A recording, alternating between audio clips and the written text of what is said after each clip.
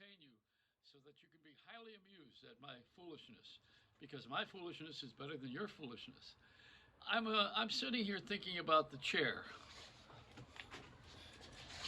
and sunny in Florida. It's sunny and chair. I was watching Gail King on. I love picking on her because she's a Hollywood bee. She's one of those people on television that's really a fan, and she's not a reporter, or she reports news and reads news, but she's a fan. Oh, I like this, I don't like that. What are you thinking of this? Like a real fan, and I despise them because I don't want to hear from a fan. Well, if you're a fan of mine, I'd like to hear that, of course.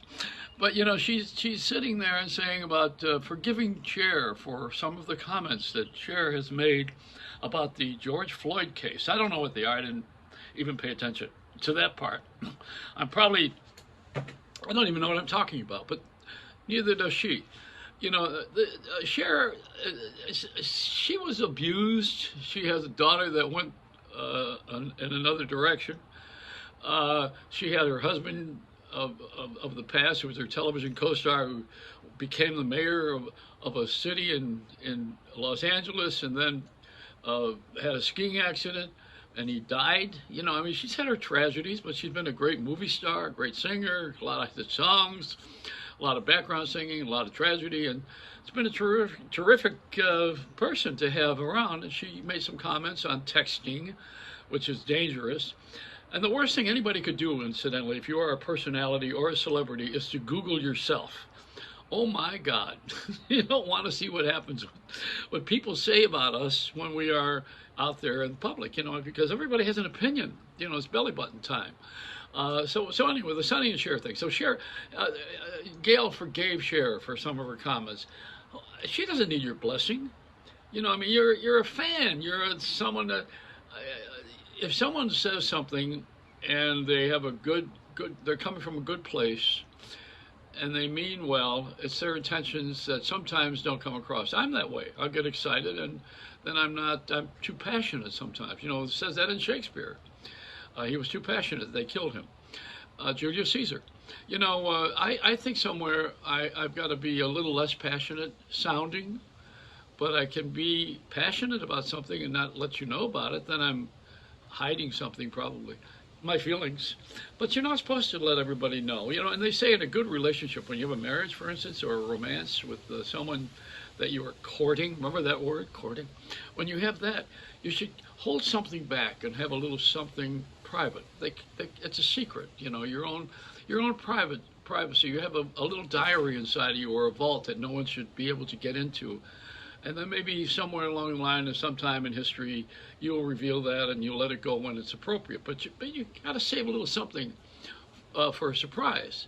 That doesn't mean that you have a wife hidden in Utah, and 27 kids and 3 wives. You don't want to do that. I'm talking about a little something that you hold back so that you're interesting. You become an interesting person. When someone knows everything about you, then it's boring. People don't know everything about me because I dance around a lot, and I also have had a lot of relationships in life. I've traveled a lot, and I'm older. When you're older and you're experienced, you kind of watch some of the newcomers and you say, "Come on, you'll get over it. You'll get there." See, there's not a respect for the black community, as the black community is complaining often about the police behavior with them. And it works two ways, there's two sides to every story, or maybe three. But there's also a complaint that I'd like to file, not necessarily with someone being choked to death, but, being older. There's a lack of respect. They want us to get out of the way. I remember the president of Columbia Pictures back in Hollywood when I was working at 20th Century Fox. And the Columbia Pictures president said he resigned. His name was Beagleman, I think it was. And he says, just because I'm going doesn't mean there's an opening for you. He put that in print, in the trade papers. And it's true, just because someone's out of the way. And also another thing is that if somebody, if you have an argument with somebody and you prove them wrong, that doesn't make you good. It doesn't make you right. It doesn't make you feel good either sometimes. The bird here, let's come over here, come on. You want to come up with children? No, she's not in that place today. The other thing is in France, you know, the weather's cold, so the wine is not, the vineyards are frozen, so now they're putting torches all over the vineyards to keep it warm. People are not going to be able to drink French wine. You're going to have to go back to, what do we got? Perrier. Does this really come from it's mineral water? Is it really, is it still good? Does anybody ever know? And then there's the other one, the Italian one, which is Pellegrino. You know, which I love, but you know, there was a time when Italians were taken to task for selling ox blood as wine or something like that. They had some mixture that, or some con. That's why they have what, if you see on the cans in the Italian stores, DOP. That means it's officially Italian, you know, that the government has approved of it. This is the bird now, you know, we got a new bird. She is, if you want to know if it's a girl or a boy, in this particular bird, the brand is cockatiel. If there's one dot under the wing, it's a male. If there's two dots, it's a female. Now you can't tell because this one is white and you can't see the dots. There's no dots and no dashes. So I call her Genderella. She's genderless. And she's all white, so I don't know if she'd ever be able to be on television now. Anyhow, it's just the world that we live in with all these things that people do and talk about, and the bird wants to talk. And I told you the parrot died because she never got a chance to talk. I'm dangerous with birds.